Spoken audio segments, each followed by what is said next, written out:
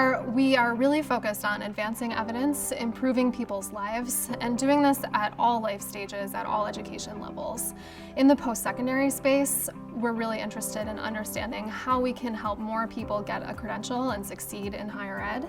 And military students, student veterans are a key piece of that puzzle, and they're often understudied in the research. Since 2009, over 2 million veterans have enrolled in higher ed.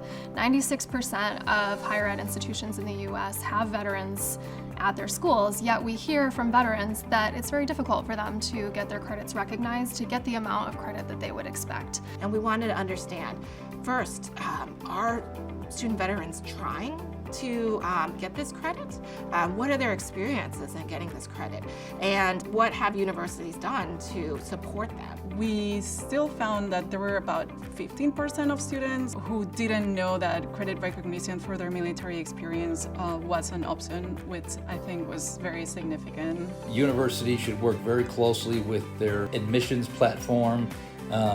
For example, on this campus, if a member, just happens to walk on campus and winds up in career services or business services, missions or records, and they just might happen to mention they're a military member thinking about going to school, before they even send them to an admissions office, they send them to an office specifically centered around understanding all the things of transfer credit evaluation, the GI Bill, admissions, residency, all the issues that go along with going back to school and being connected with the military. Translation of military training experiences into credit is an academic piece, and it needs to live with academics.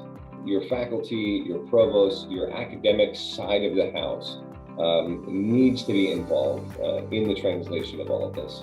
Our findings could push universities is to really, have some training to really understand, the military experience and what military learning is and what military credit is. Institutions need to work on how to better support student veterans in terms of mental health and sense of belonging on campus. Veterans describe really appreciating when they interacted with advisors who were knowledgeable about the military. They were more successful in getting their credits recognized, which ultimately leads to better outcomes. Those folks who had their expectations met, who received the credits they were expecting to receive, were more likely to recommend their campus to other veterans, which is important to understand. Many student veterans bring really strong communication and leadership skills to the table, and they're really able to advocate for themselves and make things happen. And so many folks that we spoke with described being able to advocate for themselves in order to get the credits that they needed.